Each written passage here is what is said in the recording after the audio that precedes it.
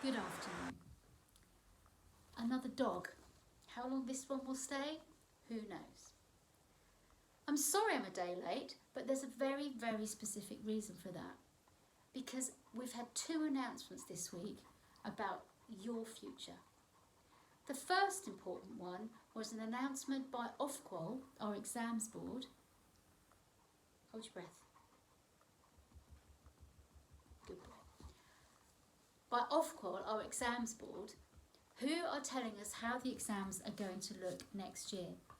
So Year 10, I will be writing to you with more detail next week, but I wanted to give you a quick overview of what we expect to happen. Yes, there will be exams next year, and yes, they are expected to examine a large proportion of the subjects that you have been studying. I anticipate that all of you will be able to take all the exams you want to next summer, and I anticipate that they will look very similar to how the exams were planned for this year that didn't happen. There may be a little bit of teacher assessment, but I very much doubt it. At the moment, it looks like it's all going to be one exam in the summer.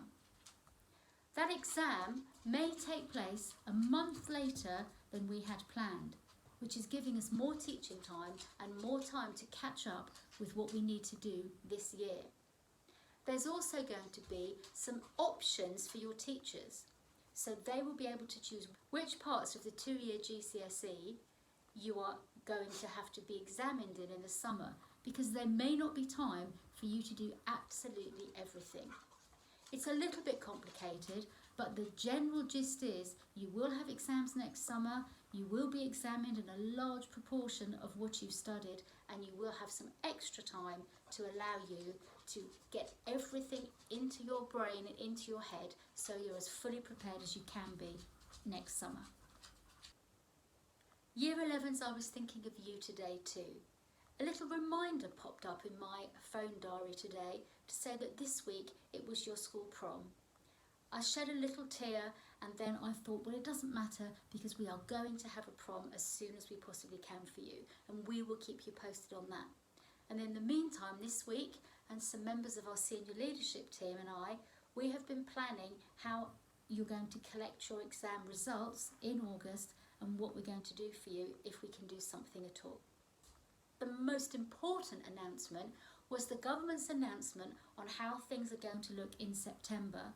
And the hope and plan is that we will all be back to normal in September. We're so excited about this. There will be some things that we will have to consider. Most of the things in the guidance that I have read very carefully over the past 24 hours indicates that everything that we do, we must do if it is possible and within the limitations of the school that we have and the staffing that we have. So the very, very big phrase that goes through that guidance is where possible. So where possible, we are going to keep you as safe as we possibly can, still following social distancing rules. We're going to have one-way systems in the school, and we're going to think about larger social bubbles with either year groups or key stages. But we've only had the guidance for 24 hours, so we've got a lot to think about and a lot to plan. But my intention is that everybody is back in school in September, safe, socially distancing, and able to get back to lessons as quickly and as smoothly as possible. We know for some of you this will be an anxious time, so of course we'll be putting things in place to support your mental well-being. But we will also be getting on with the work and getting back to learning, which is the most exciting thing. I have to keep you safe, and I have to keep the staff safe. So I'm going to be working very hard over the summer to make sure that that happens. It's all good news. A prom in the future, exam results to collect, exams next summer, and the best news of all, back to school in September as long as we stay safe and we're sensible. I'm very excited, and I'm looking forward to seeing you all as soon as we can. Have a lovely weekend.